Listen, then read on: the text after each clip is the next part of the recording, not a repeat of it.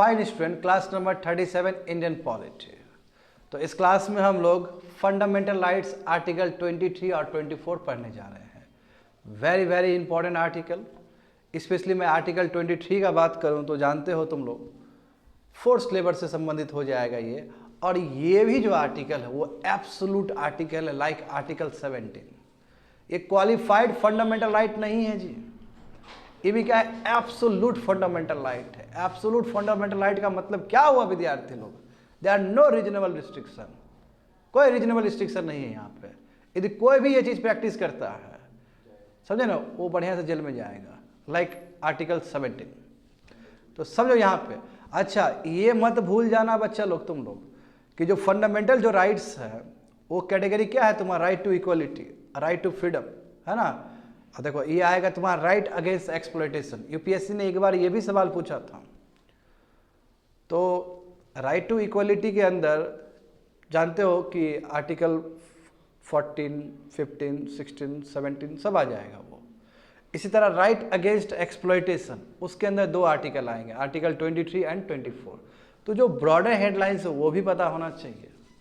हम लोग सिंपली क्या करते हैं कि आर्टिकल 12 याद हो गया, आर्टिकल 13 याद हो गया, 14, उसी में खुश रहते। नो, किस कैटेगरी में आता है? राइट टू इक्वलिटी के अंदर कितने आर्टिकल्स आते हैं, राइट टू फ्रीडम के अंदर कितने आर्टिकल्स आते हैं, राइट अगेंस्ट एक्सप्लॉयटेशन के अंदर कितने आते हैं, वो भी पता होना चाहिए। जो शुरू में देखे थे ना कि राइट टू प्रॉपर्टी हटा दिया गया, तो उसके बाद कितना बचा? 6 बचा। बिल्कुल, वो 6 सब कैटेगरी भी पता होना चाहिए, मेन कैटेगरी, और उसके अंदर क्या क्या आता है वो भी पता होना चाहिए। एनीवे, यहाँ पे देखो राइट अगेंस्ट एक्सप्लॉयटेशन, ठीक है, उसी के अंदर, उसी टॉपिक के अंदर आर्टिकल 23 आएगा। कहने का मतलब ये हुआ, आर्टिकल 23 क्या चीज़ के लिए है? तो provision of traffic in human beings and forced labour. देखो कितना इंपॉर्टेंट चीज़ है। ह्यूमन ट्रैफिकिंग नहीं होना चाहिए, पूरा प्रोहिबिशन है। ह्यूमन ट्रैफिकिंग का मतलब क्या कि एक आदमी को ले जाके दूसरे जगह पर छोड़ दिए गैर कानूनी ढंग से, इलीगल तरीके से। हमारे भाई लोग तो जाते ही दुबई काम करने के लिए, वो कमाने के लिए जाए तो कोई दिक्कत नहीं है, यदि पूरा सिक्योरिटी है तो कोई दिक्कत नहीं है। कफाला सिस्टम सुना होगा बच्चे लोग, सऊदी अरब में या मिडल ईस्ट में कफाला सिस्टम, तो वहाँ पे भी इस बात को रखा जा रहा है। तो वो भी एक तरह से क्या है, ह्यूमन ट्रैफिकिंग ही हो रहा है, वहाँ पे भी फोर्स लेबर हो रहा है। तो ये मुद्दा आया था 1-1.5 साल पहले। एनीवे, उससे कोई लेना देना नहीं होना चाहिए अभी। यहाँ पे समझो कि prohibition of traffic in human beings and force labour, यानी कि ह्यूमन ट्रैफिकिंग हो रहा है बहुत सारे रीजन्स से, समझे ना। और यदि फोर्स लेबर हो रहा है, फोर्स का मतलब क्या है कि आप काम करवा रहे हो बट पैसा नहीं दे रहे हो, ये क्या है, पूरी तरीके से प्रोहिबिट हो जाना चाहिए। यदि स्टेट भी कर रही है तो वो भी गलत है, और यदि प्राइवेट इंडिविजुअल भी कर रहा है तो वो भी गलत है। और ये जो फंडामेंटल राइट्स है कि जिसमें ट्रैफिकिंग नहीं होना चाहिए ह्यूमन बींग्स का, जिसमें फोर्स लेबर नहीं होना चाहिए, ये दोनों को ही अवेलेबल है, यानी कि सिटीजन और एलियन दोनों को ही अवेलेबल है ये चीज़। तो यहाँ पे देखो article 23 prohibits traffic in human beings, begar, force labour and other similar forms of force labour. यानी कि आर्टिकल 23 पूरी तरीके से निषेध करता है, रोकता है, कानूनी ढंग से रोकता है कि ह्यूमन बींग का ट्रैफिकिंग नहीं होना चाहिए, समझे। At the same time force labour नहीं होना चाहिए। अब फोर्स लेबर वही बेगार सिस्टम, बेगारी वाला सिस्टम जानते हो कि मेडिवल इंडिया में, एंशिएंट इंडिया में हुआ करता था नहीं, ये कि किसान को काम करवा लिया ज़बरदस्ती और कुछ नहीं दिया उसको, है ना। तो ये नहीं होना चाहिए, या फिर इस तरह का कोई भी फोर्स लेबर वाला काम नहीं होना चाहिए। यदि कोई कर रहा है प्रैक्टिस तो वो पूरी तरीके से फंडामेंटल राइट्स के अगेंस्ट है। तो any contravention of this provision shall be offence punishable in accordance with the law. इसके लिए लॉ बनेगा, और लॉ के हिसाब से जो भी जुर्माना होगा, जो भी पनिशमेंट होगा उसके ऊपर लगेंगे। यानी कि स्टेट के अगेंस्ट भी है ये, और साथ साथ प्राइवेट इंडिविजुअल के अगेंस्ट भी है ये, समझे ना। इसलिए यहाँ पे बच्चे लोग लिखा गया है। 4th पॉइंट देखोगे तो समझ में आ जाएगा। एनीवे, 3rd पॉइंट देखो पहले कि ये जो राइट, ये सिटीजन और नॉन सिटीजन दोनों को ही अवेलेबल है। At the same time it protects the individual not only against the state but also against the private persons. बात समझे ना, प्राइवेट पर्सन के अगेंस्ट भी ये लागू होता है। यदि कोई भी ज़बरदस्ती इंडिविजुअल आदमी किसी आदमी से काम करवा रहा है और उसको ज़बरदस्ती पकड़ के नेपाल ले जाके छोड़ रहा है, पाकिस्तान में ले जाके छोड़ रहा है गैर कानूनी ढंग से, तो उसके अगेंस्ट भी केस होगा, उसके अगेंस्ट भी ऑफेंस माना जाएगा। एट द सेम टाइम यदि स्टेट खुद शामिल है इस प्रोसेस में तो उसके ऊपर भी लागू होगा ये चीज़। फिर सुप्रीम कोर्ट आएगी, जुडिशरी आएगी और फिर न्याय देगी। समझ में आ रहा है ना। तो ये आर्टिकल 23 है। बच्चे लोग देखोगे यहाँ पे खास बात इसलिए है कि आखिर ट्रैफिक इन ह्यूमन बींग्स का मतलब क्या होना चाहिए, इसका प्रॉपर डेफिनेशन होना चाहिए ना कि क्या क्या चीज़ इसमें इंक्लूड हो सकता है। तो ध्यान दोगे, नोट्स पे ध्यान दोगे बच्चे लोग कि selling and buying of man, एक आदमी को खरीदना बेचना, महिलाओं को खरीदना और बेचना, और चिल्ड्रन को खरीदना और बेचना, लाइक गुड्स एंड कमोडिटीज, ये क्या है, ट्रैफिक इन ह्यूमन बींग के डेफिनेशन में आता है। अच्छा, कई बार हो तो पहले के टाइम में क्या था कि आदमी को भी आप खरीद सकते हो स्लेवरी के लिए, तो बिल्कुल पूरा गैर कानूनी है, वो चीज़ नहीं होना चाहिए। समझ गए बात को। दूसरा वहाँ पे ध्यान दो, immoral traffic in human and children including prostitution, यानी कि बच्चा लोग को दूसरे कंट्री में ले जा रहे हो, दूसरे जगह पे ले जा रहे हो, कंट्री नहीं स्टेट के अंदर भी ले जा रहे हो, या महिलाओं लोग को ले जा रहे हो और उससे गलत काम करवा रहे हो, प्रोस्टिट्यूशन वाला काम करवा रहे हो, तो वो भी ट्रैफिक इन ह्यूमन बींग के डेफिनेशन के अंदर आएगा। आया समझ में? वेरी वेरी इंपॉर्टेंट, क्योंकि जानते हो ना कि आए दिन इस तरह का क्राइम बढ़ते चला जाता है और क्राइम हो ही रहा है इस तरह का चीज़। थर्ड देखो, देवादासी सिस्टम। देवादासी सिस्टम जानते हो ना कि पहले के टाइम में स्पेशली साउथ इंडिया में ये प्रैक्टिस बहुत ज़्यादा था, जहाँ पे क्या करते थे कि छोटी छोटी जो बच्ची लोग होती थी वो टेम्पल में ही रहती थी और टेम्पल में ही डांस वगैरह करती थी।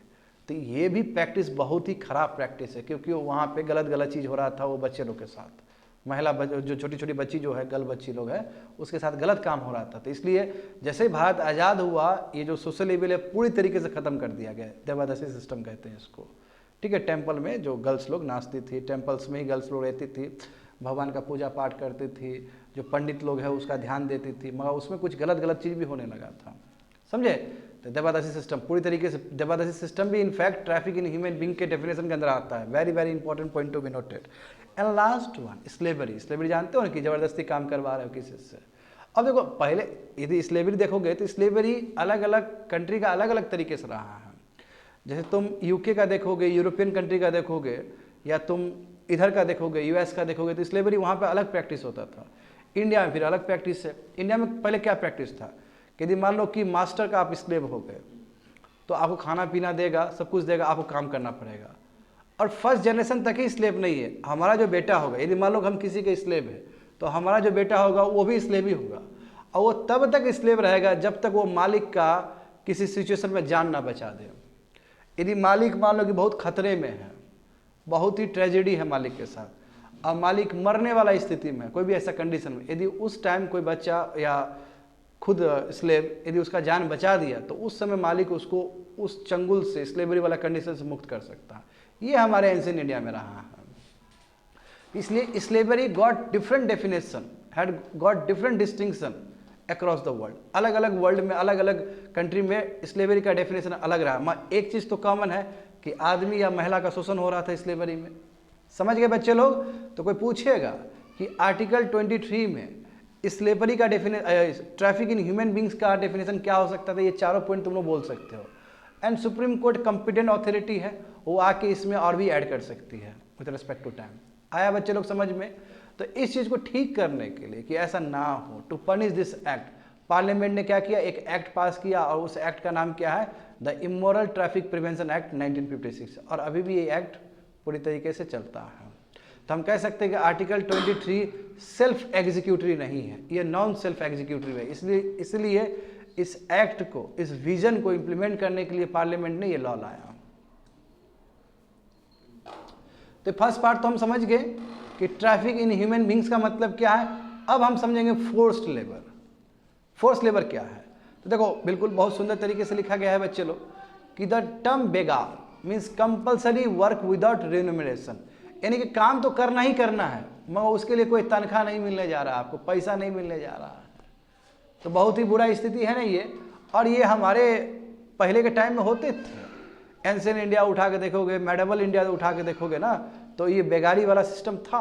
तो इसलिए लिखा गया कि ये बहुत ही यूनिक फीचर है इंडियन सिस्टम में, जहाँ पे लोकल जमींदार कई बार ना अपने टेनेंट्स को, टेनेंट समझते हो ना, जो फार्मर्स काम कर रहे हैं, किराया पे जो काम कर रहे हैं फार्मर्स, उसके खेत में, क्योंकि लोकल ज़मींदार को पैसा देना पड़ता था टैक्स के रूप में, तो ये लोकल ज़मींदार ज़बरदस्ती प्रेशर बनाते थे ऐसे टेनेंट फार्मर्स के ऊपर कि भाई तुम हमारे लिए भी काम कर दो और उसके लिए हम कुछ पैसा नहीं देंगे तुमको। तो ये जो सिस्टम था इंडिया में, इसी को क्या बोलते हैं, बेगारी सिस्टम, इसी को बोलते हैं one kind of forced labour. तो in addition to the begar नहीं पड़ेगा, बेगार पड़ोगे, begar system. In addition to the begar the article 23 provides other similar forms of force labour like bonded labour. देखो कितना इंपॉर्टेंट बोला गया कि इस तरह का अलग अलग प्रैक्टिस भी हो सकता है। जो बेगारी हो रहा था ना, कि जहाँ पे काम करवाए और पैसा नहीं दिया गया, इस तरह का और भी फोर्स लेबर वाला काम हो सकता है। फोर्स लेबर का मतलब क्या है, जबरदस्ती काम करवा रहे हो।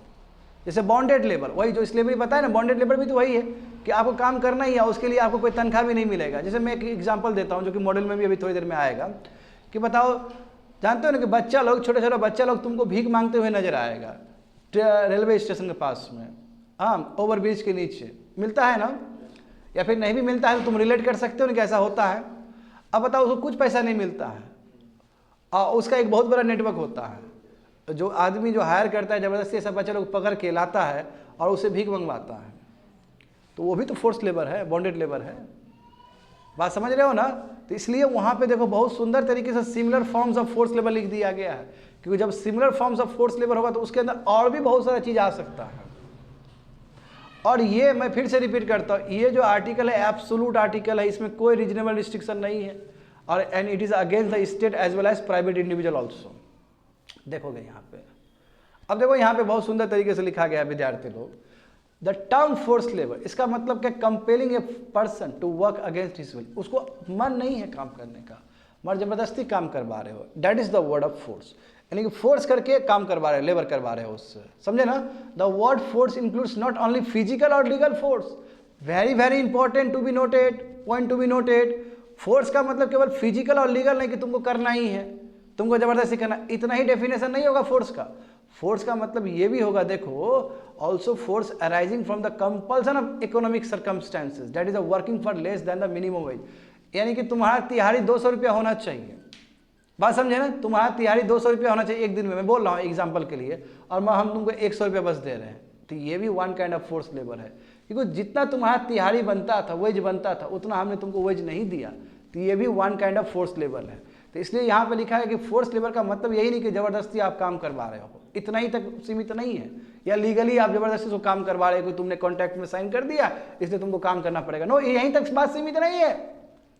ये बात इनफैक्ट यदि तुमको जितना तिहाड़ी देना है वो तुम नहीं दे रहे हो, एज ए एम्प्लॉयर तुम एम्प्लॉय को नहीं दे रहे हो, तो वो भी फोर्स लेबर ही माना जाएगा। और जानते हो कि मिनिमम वेज है, उसके हिसाब से इतना इतना पैसा देना पड़ता है, लेबर लॉ से ये, तो मिनिमम वेज है कि इतना इतना आपको पैसा देना पड़ेगा, आप नहीं देते हो तो वो भी डेफिनेशन आता है फोर्स लेबर के अंदर। Very very important point to be noted. इसके लिए देखो पार्लियामेंट ने लॉ पास कर दिया ना बच्चे लोग, bonded labour system act 1976, minimum wages act, यानी कि इतना इतना पैसा मिलना ही चाहिए, 1948 में एक्ट पास कर दिया। कॉन्ट्रैक्ट लेबर एक्ट 1970 में पास किया। इक्वल रिम्यूनरेशन एक्ट, यानी कि महिला और पुरुष दोनों को बराबर पैसा मिलना चाहिए, 1976 एक्ट, यानी कि इससे संबंधित बहुत सारा एक्ट पार्लियामेंट ने पास किया है। तो आया समझ में कि जो हम लोग बात किए ट्रैफिक इन ह्यूमन बींग्स और फोर्स लेबर, और फोर्स लेबर का कितना बड़ा डेफिनेशन हो सकता है विद्यार्थी लोग। यानी कि पुरुष से काम करवा रहे हो उसको 300 रुपये दे रहे हो, और तुम महिला से काम करवा रहे हो उसको 150 दे रहे हो, तुम यदि बच्चे से काम करवा रहे हो उसको 100 रुपये दे रहे हो, तो ये भी one kind of force labour ही है, क्योंकि महिला भी तो उतना ही डिजर्व करती है। बात समझे ना? अब देखो यहाँ पे देखो, हाँ, मगर जानते हो कुछ कुछ चीज़ है। अब देखो ये मस्त चीज़ है, अब इसको एक्सेप्शन नहीं माना जाए, रीजनेबल रिस्ट्रिक्शन ये दूसरा चीज़ है। देखो मान लो कि मैं एक सिचुएशन दे रहा हूँ कि मान लो कि देश में ऐसा स्थिति आ गया, जैसे एनसीसी होता है ना, अभी स्कूल में नेशनल कैडेट कॉर्प्स है ना, एनसीसी करवाए जाते हैं, तो मान लो कि ऐसा स्थिति आ गया जहाँ पे स्टेट ने ये फैसला हुआ कि सभी को मिलिट्री एक्सरसाइज देना है, तो वो फोर्स लेबर के अंदर डिफाइन नहीं होगा फिर, क्योंकि वो देश का बात है। देखो वही चीज़ लिखा गया, article 22 also provides for an exception to this provision, it permits the state to impose compulsory service for public purposes, for example military service और social service for which it is not bound to pay. यानी कि state ये कर सकती है कि compulsory आपको social service देना है, यानी कि आपको वृक्षारोपण करना है, आपको ये काम करना है, आपको स्वच्छ भारत मिशन के लिए काम करना है, स्टेट ने कंपल्सरी कर दिया। या फिर स्टेट ने ये फैसला लिया कि सभी बच्चे लोग जो पढ़ाई करते हैं उसको मिलिट्री सर्विस देना हो, जैसे इजराइल में जानते हो ना, इजराइल में होता है ये चीज़, कंपल्सरी है। तो उसको नहीं माना जाए बॉन्डेड लेबर वाला या फोर्स लेबर वाला डेफिनेशन में, और उसके लिए स्टेट तुमको पैसा भी देने नहीं जा रहा है, क्योंकि उतना तो तुम्हारा ड्यूटी बनता है देश के प्रति। सही बात है कि नहीं, बताओ तो ये इसको रीजनेबल रिस्ट्रिक्शन मत मानना, ये इसको इस तरह ट्रीट नहीं किया, क्योंकि ये दो अलग चीज़ है। आई होप समझ में आ रहा होगा तुमको। हाउएवर इन इम्पोजिंग सच सर्विस, हाँ जब आप मिलिट्री सर्विस सिटीजन के ऊपर थोप रहे हो, या फिर आप सोशल सर्विस जो थोप रहे हो, the state is not permitted to many, हाँ उस समय स्टेट कोई डिस्क्रिमिनेशन ना करे कि अरे भाई बड़ा जात का आदमी है तो ये मिलिट्री सर्विस इसके ऊपर हम थोप नहीं रहे, अच्छा ये छोटा जात का आदमी है तो चलो इसी पे ऊपर थोपेंगे, ये स्टेट ना करे। यदि स्टेट को सच में ही मिलिट्री सर्विस करवाना है अपने सिटीजन्स से, यदि स्टेट को सच में ही सोशल सर्विस करवाना है अपने सिटीजन्स से, तो उस समय कोई डिस्क्रिमिनेशन ना हो on the base of RR, SCP और क्लास, उस समय कोई वो नहीं होना चाहिए। यानी कि रिलीजन, रेस, कास्ट और क्लास के बेसिस पे ये जो आप काम दे रहे हो, मतलब आप कोई भी सर्विस दे रहे हो सिटीजन करने के लिए, तो वहाँ स्टेट की तरफ से कोई डिस्क्रिमिनेशन नहीं होना चाहिए on the base of this grounds. ऐसा समझ में बच्चे लोग, तो स्टेट भी एकदम फेयर होना चाहिए। कई बार आता है इस तरह का सिचुएशन जहाँ पे हमें अपना नागरिक को बोलना पड़ता है कि देखिए वी रिक्वायर सच सर्विस, तो उस समय बोलते वक्त स्टेट कम से कम ध्यान रखे, स्टेट किसी को डिस्क्रिमिनेट ना करे, ये सभी ग्राउंड पे। होप सो समझ में आ गया हो बच्चे लोग। आगे देखो, तो खत्म हुआ ना 23, हाँ 23 खत्म हो गया। अब आते हैं 24, तो 23 इज एब्सोल्यूट फंडामेंटल राइट। वो एक्सेप्शन दूसरे हिसाब से, कोई रीजनेबल रिस्ट्रिक्शन ऐसा नहीं बोला कि स्टेट ये कर सकता है, नो, स्टेट अलग है, ये मिलिट्री सर्विस भी कर भी रहा है तो उसमें भी डिस्क्रिमिनेशन नहीं है।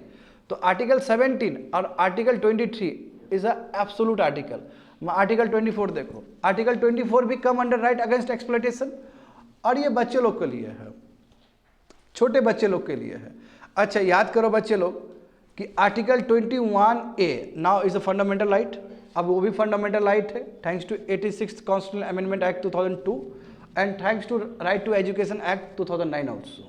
सही बात है ना। तो उसके द्वारा क्या हुआ कि अब right to education, right to have elementary education भी फंडामेंटल राइट्स बन गया।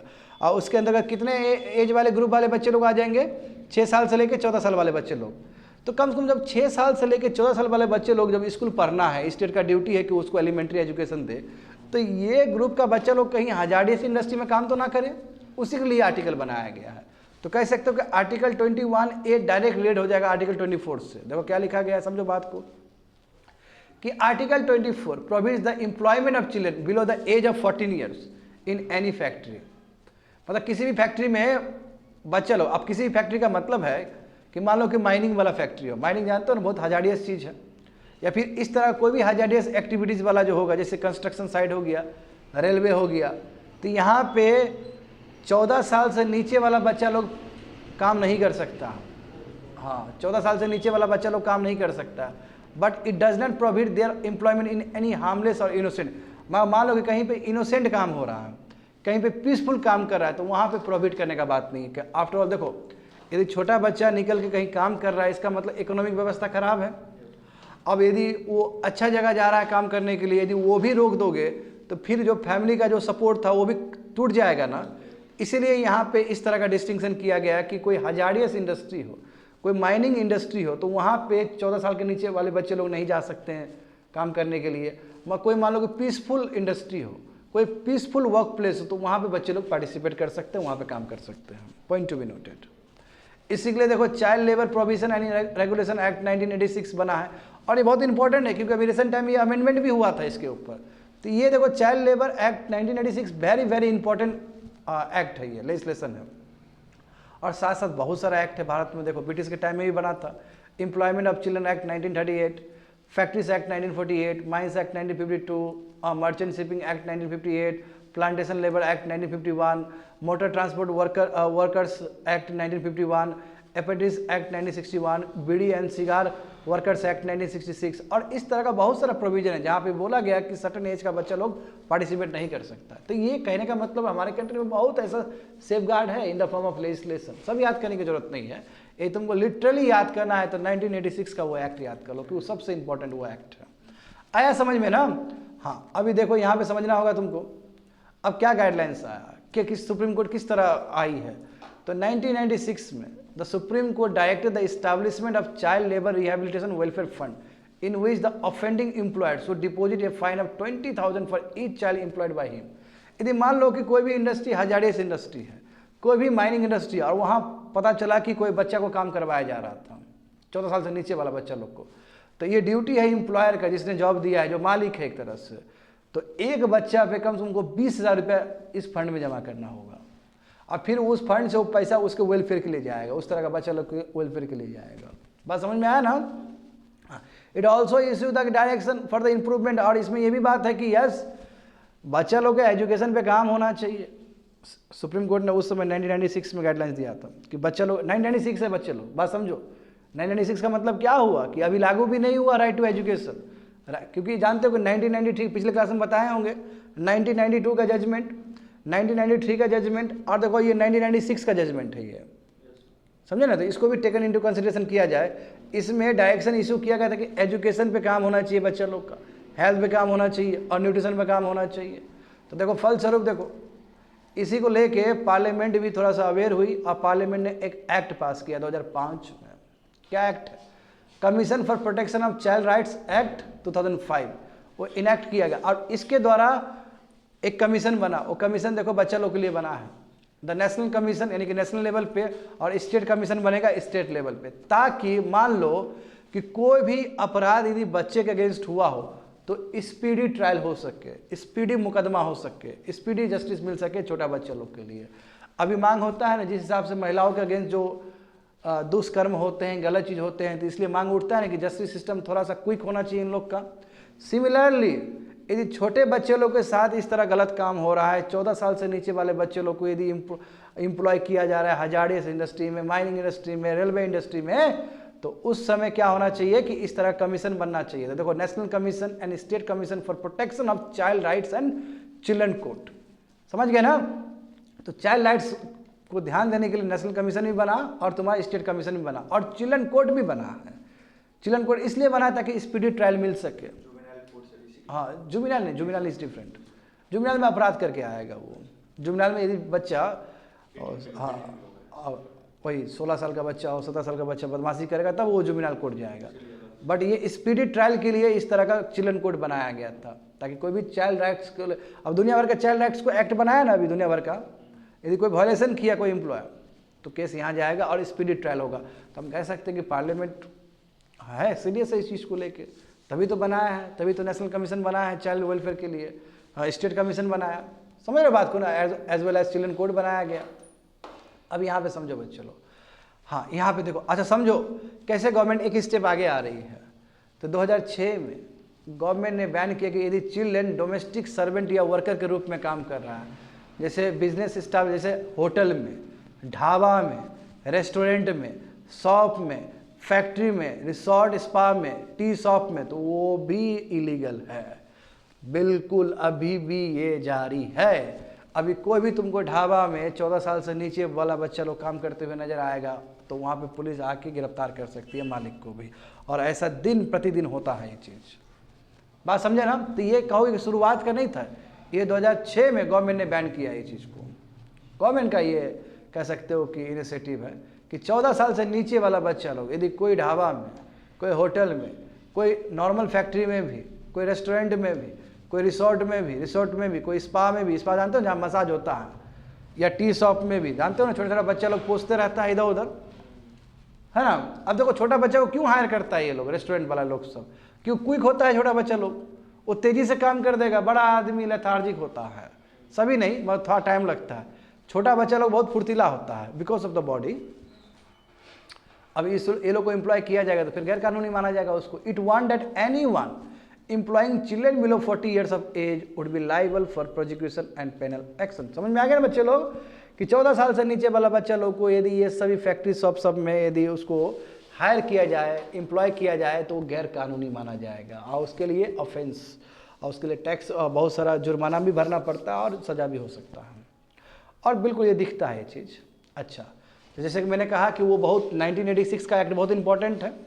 अब देखो भारत सरकार ने ना कुछ कन्वेंशन साइन किया ILO का, इंटरनेशनल लेबर ऑर्गेनाइजेशन का।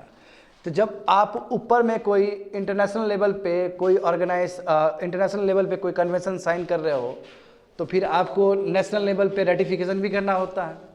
रेटिफिकेशन का मतलब लेजिस्लेशन भी लाना होता है। तो देखो यहाँ पे कन्वेंशन 138 और कन्वेंशन 182, बढ़िया सुनना है ये चीज़, ये यूपीएससी में, ये तुम्हारा प्रीलिम्स में क्वेश्चन आया था ये चीज़, ठीक है। जब हुआ था तो उसी समय आया था, 2017-18 में आया था ये प्रीलिम्स क्वेश्चन। तो यहाँ पे देखो कन्वेंशन 138 क्या है आईएलओ का, और कन्वेंशन 182 क्या है। तो कन्वेंशन 138 क्या है कि इस कन्वेंशन के हिसाब से compulsory schooling to the age of 15 years is to be ensured but permits countries with inadequate education facility to reduce it to 14 years. यानी कि इस कन्वेंशन में क्या था कि कम से कम 15 साल तक के लिए बच्चे लोग को एजुकेशन व्यवस्था दिया जाए, मगर उस कंट्री में जहाँ पे इकोनॉमिक व्यवस्था अच्छा नहीं है, मान लो कंट्री कमज़ोर है, तो कम से कम मिनिमम 14 साल तक के लिए दे। तो हमारे कंट्री के लिए फिट बैठा नहीं है, हमारे कंट्री में कितना साल तक के लिए है, 14 साल के लिए है।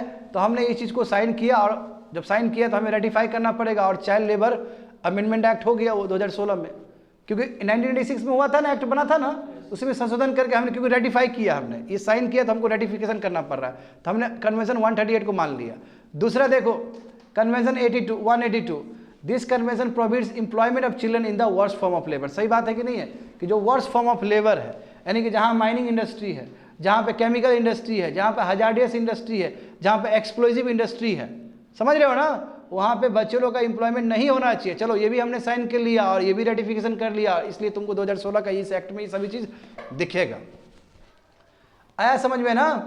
तो यहाँ पे देखो बच्चे लोग, तो ये जो अमेंडमेंट हुआ है 2016 में, तो इसमें नया नया क्या चीज़ चेंज किया गया है, तो थोड़ा जान के हैरान हो जाओगे, कुछ कुछ नया नया चीज़ भी ऐड किया गया है। यहाँ पे देखो इसमें बोला गया कि 14 साल से नीचे वाले बच्चे लोग को कोई भी एम्प्लॉयमेंट नहीं होगा, बट जो फैमिली है और फैमिली इंटरप्राइजेस है, स्कूल आवर के बाद वो काम कर सकता है। ऐसा होता है ना कि पिताजी का बिजनेस है, पिताजी का राशन शॉप है, तो बच्चा यदि स्कूल से पढ़ के आया तो उसके पास टाइम है, तो वो अपने दुकान जा सकता है, दुकान में रह सकता है। तो उस समय आप ये नहीं कहोगे कि चाइल्ड लेबर वाला काम हो रहा है, ये अलाउ कर दिया गया। ये अलाउ इसलिए कर दिया गया, नहीं तो फिर दिक्कत हो जाएगा ना, नहीं तो कंट्री में, क्योंकि जानते हो कि जो बिजनेस, जो पेरेंट्स अपना बिजनेस चलाते हैं तो उसमें फैमिली मेम्बर्स इन्वॉल्व रहते हैं।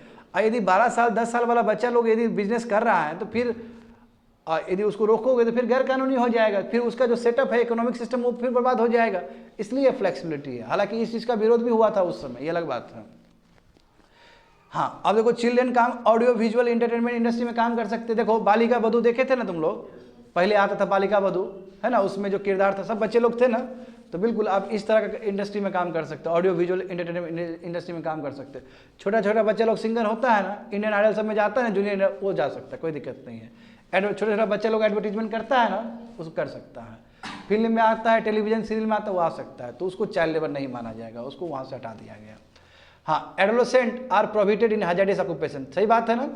हाँ, एडोलेसेंट का मतलब जो 14 साल से लेकर 18 साल बच्चा, उसके लिए भी बोल दिया गया कि वो भी हजार्डियस ऑक्यूपेशन में नहीं जाए, यानी कि माइनिंग एक्टिविटी हो रहा है, समझे ना, केमिकल इंडस्ट्री वाला है, एक्सप्लोजिव इंडस्ट्री है, जहाँ पे बारूद बन रहा है, जहाँ पे आग उग लगने का चांस है, जहाँ पे बहुत तरह का केमिकल होता है, तो वहाँ पे कम से कम एडोलेसेंट वाला बच्चा भी नहीं जाए। अभी तक 14 साल सुन रहा था तुम लोग, 14 साल से लेकर 18 साल तक का बच्चा भी इसमें पार्टिसिपेट नहीं कर सकता है। देखो बट दिक्कत क्या है कि ये जो हजार्डियस ऑक्यूपेशन है, तो इसमें कैटेगरी बहुत कम कर दिया गया, दैट इज द प्रॉब्लम।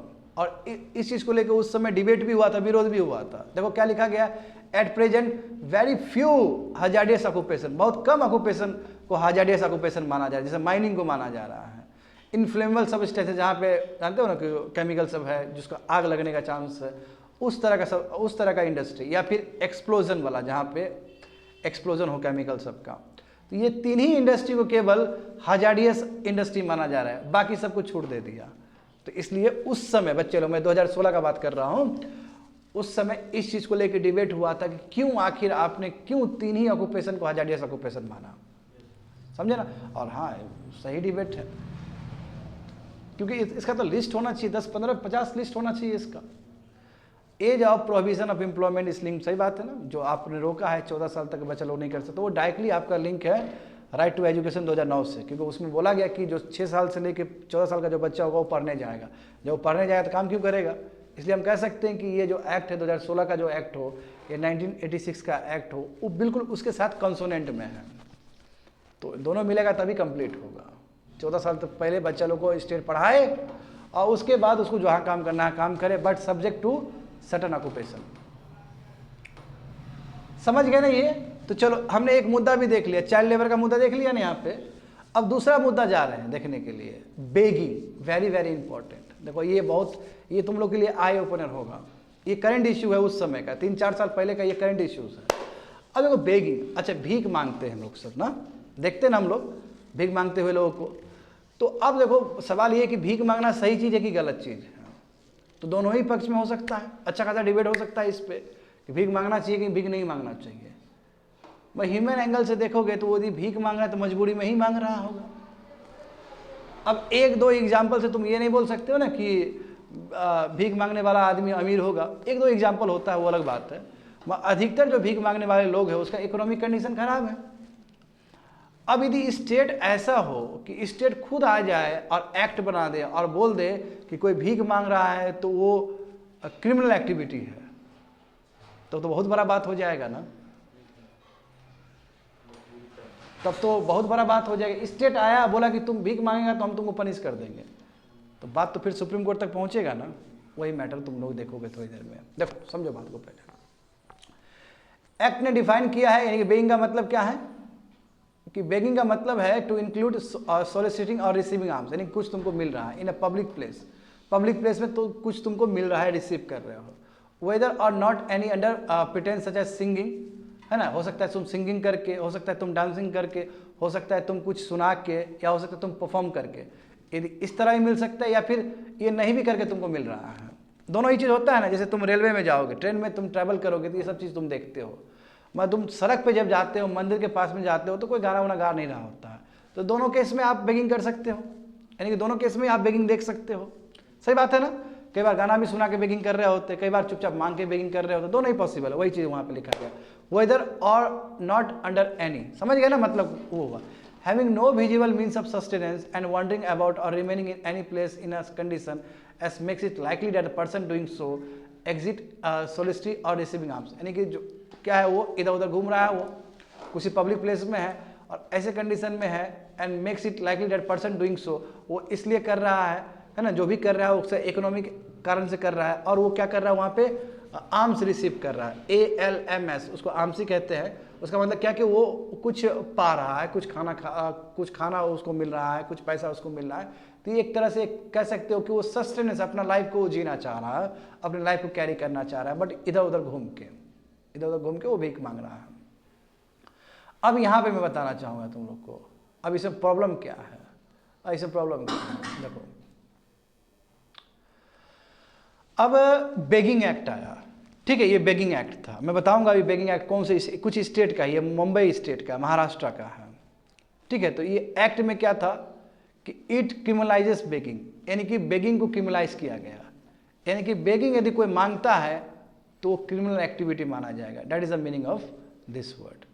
और ये महाराष्ट्र का था, ये मुंबई एक्ट कह सकते हो महाराष्ट्र का, और ये तुम्हारा दिल्ली में भी लागू होने का बात था। बहुत तरह का बात है, भी थोड़ा देर में समझोगे। देखो इसमें क्या पुलिस को बताओ पावर है अरेस्ट करने का बिना वारंट का, यानी कि कोई भीख मांगते हुए सड़क पे दिख गया तो पुलिस अरेस्ट कर सकता है उसको। इतना गंदा चीज इस एक्ट के अंदर, समझ रहे हो ना।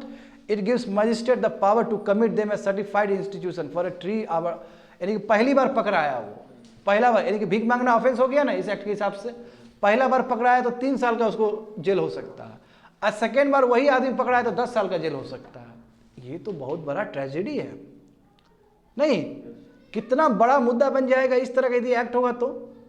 Before that it strip them of their privacy and dignity by compelling them to allow themselves to fingerprinted, यानी कि जबरदस्ती उसे साइन करवाया जाएगा, बिना उसका मन का भी उसको सिग्नेचर करवाया जाएगा। तो क्या हुआ, आर्टिकल 21 का वायलेशन, राइट टू प्राइवेसी का वायलेशन हुआ, राइट टू डिग्निटी का वायलेशन हुआ एक तरह से, है ना। The act also authorize the detention of people dependent upon the beggar. बताओ इतना बुरा हाल है कि बेगर को पकड़ा, उसका यदि बच्चा हुआ तो बच्चा को भी सेपरेट कर दो। The act also authorized the detention of people dependent upon the beggar and the separation of children over the age of 5 years. समझ रहे हो ना, over the age of 5 years, यानी कि जो बेगर, जो भीख मांग रहा है, यदि उसका बच्चा है, उसका घर में डिपेंडेंट तो होगा ही होगा, तो उसको अलग कर दो, बेघर कर दो उसको। Dependent upon the beggar and separation of children over the age of 5, यानी कि जो 5 साल से ऊपर वाला बच्चा है, मान लो 6 साल का बच्चा है, 7 साल का बच्चा है, तो उसको सेपरेट कर दो, बच्चा को अलग जगह पर भेज दो। मैं जो भी है बच्चा, चलो भीख मांगने वाला का ही बच्चा है तो बच्चा हुआ। बच्चा कैसे तुम माँ से अलग कर सकते हो, बच्चा कैसे तुम बाप से अलग कर सकते हो यार। तो कहने का मतलब तुमको इस एक्ट में नहीं लग रहा कि बहुत पूरा ब्लंडर है ये एक्ट। मतलब कोई भी आदमी बिना समझ का भी देखेगा तो उसको गलत लगेगा। Certified institution have absolute power over the detainees including the power of punishment and the power to extract manual work. बताओ, जो इंस्टीट्यूशन बना है इस चीज़ के लिए उसके पास पूरा पावर है कि डिटेनी के साथ वो ये भी डिटेनी को पनिशमेंट भी दे सकता है जो पकड़ा है, और उसे काम भी करवा सकता है, फोर्स लेबर एक तरह से। एंड यदि मान लो कि ये इस इंस्टीट्यूशन का बात नहीं माना, सर्टिफाइड इंस्टीट्यूशन का बात नहीं माना वो डिटेनी सब जो भीख मांगने वाले लोग सब था, तो उसे क्या हो सकता है कि वो जेल में भी जा सकता है। तो सभी जितना भी प्रोविजन है सब ब्लंडर है इसका। अब देखो, तो देखो अब क्या होता है, तुम समझते जाओ।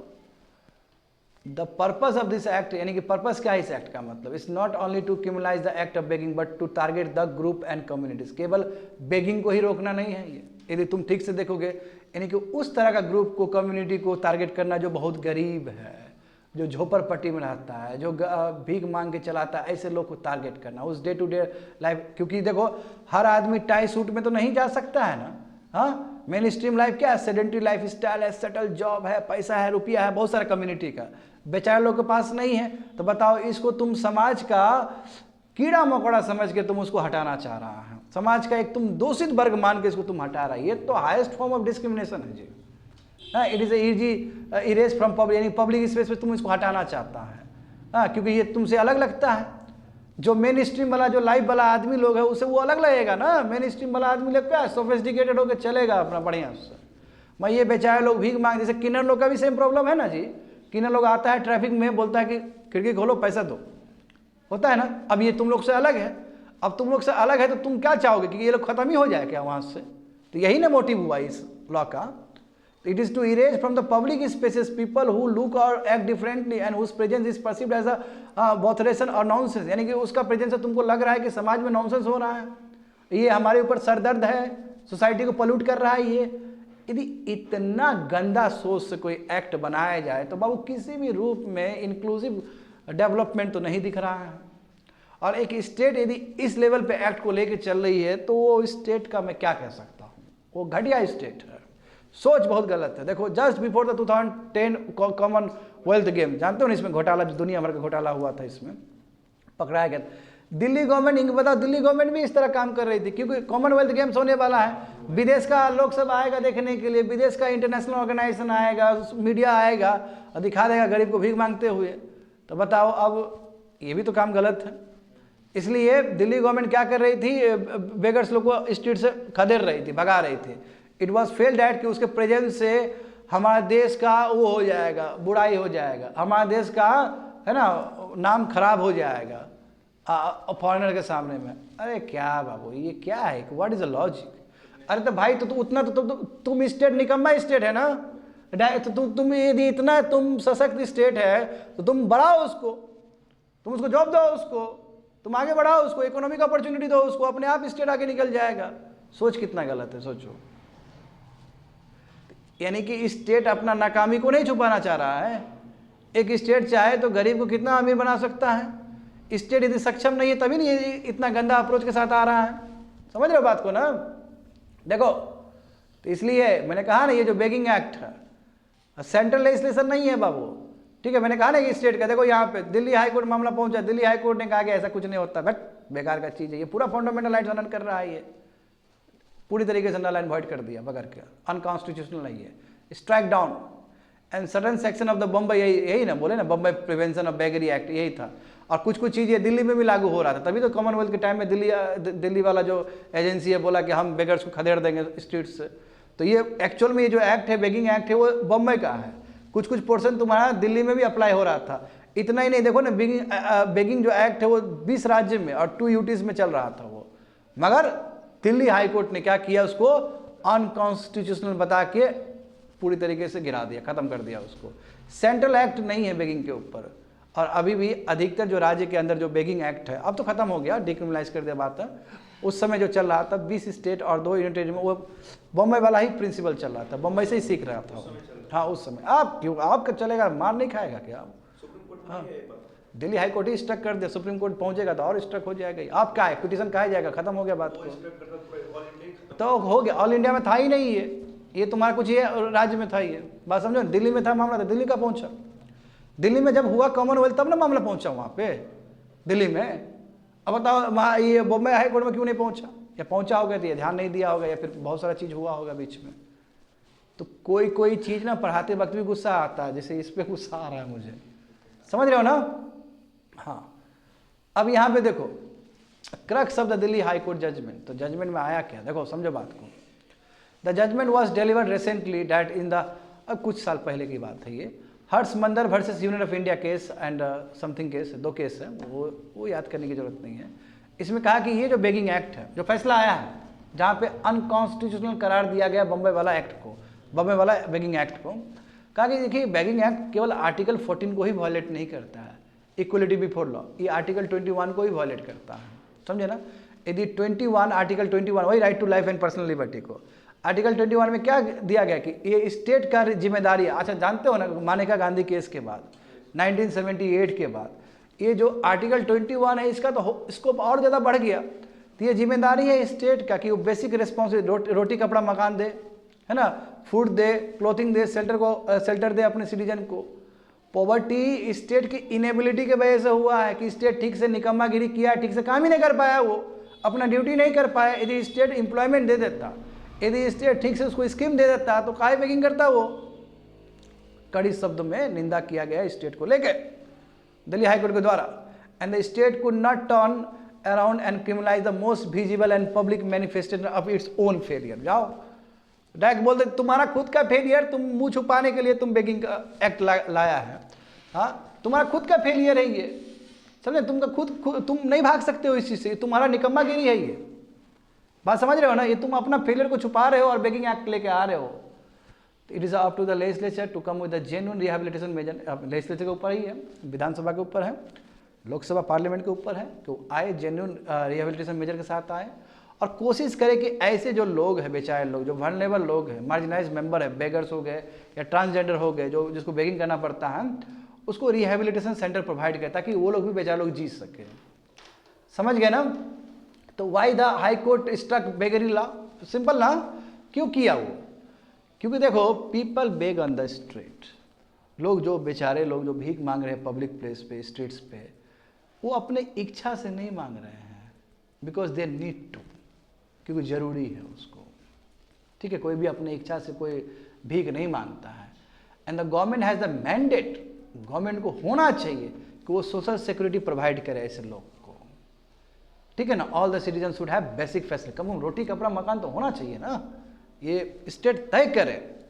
और यदि the presence of beggars is evidence that state has not, यदि सच में ही उस राज्य में बेगर्स है, इसका मतलब स्टेट ने अपना काम नहीं किया जिस काम के लिए उसको बनाया गया था, जो काम उसको दिया गया था।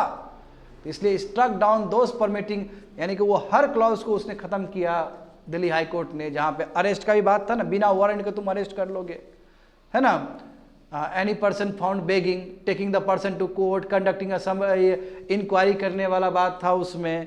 हाँ, तो 3 साल के लिए शुरू में पकड़ने का बात था, फिर 10 साल के लिए पकड़ने का बात था। वो बोला सब बेकार का चीज़, हटाओ इसको यहाँ से। तो हम इसलिए भी खुश हैं विद्यार्थी लोग कि हाई कोर्ट ने इतना अच्छा फैसला लिया है, नहीं।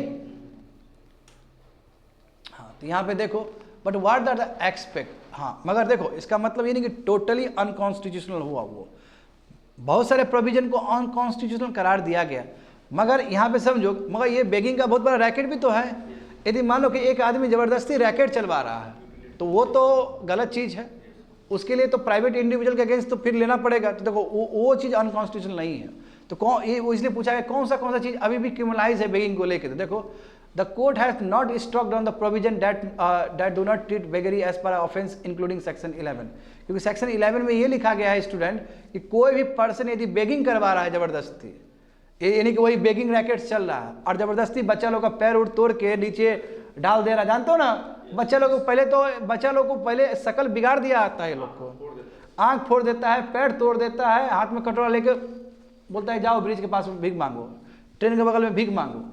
तो यदि ऐसा आदमी है तो उसके लिए बेगिंग एक्ट ठीक तो है, क्योंकि उसमें पूरी तरीके से ऐसा आदमी पे कार्रवाई करने का बात है। तो हम ये नहीं कहेंगे कि बेगिंग एक्ट पूरी तरीके से अनकॉन्स्टिट्यूशनल है। उसका बहुत सारा चीज़ अनकॉन्स्टिट्यूशनल, जहाँ पे स्टेट ज़बरदस्ती बेगर्स को उठा रहा था स्ट्रीट से। मगर यदि खुद बेगिंग रैकेट चल रहा है, एक प्राइवेट इंडिविजुअल खुद शामिल है बेगिंग करवाने में, तो उसका तो फिर कार्रवाई होगा। तो however the activist say that this can be dealt with in. मैं कहा कि नहीं सर, अब बेगिंग एक्ट ही पूरा खत्म कर देना चाहिए था, क्योंकि यदि बेगिंग रैकेट चल रहा है तो उसके लिए तो आईपीसी है, आईपीसी से सेपरेटली देख लिया आता।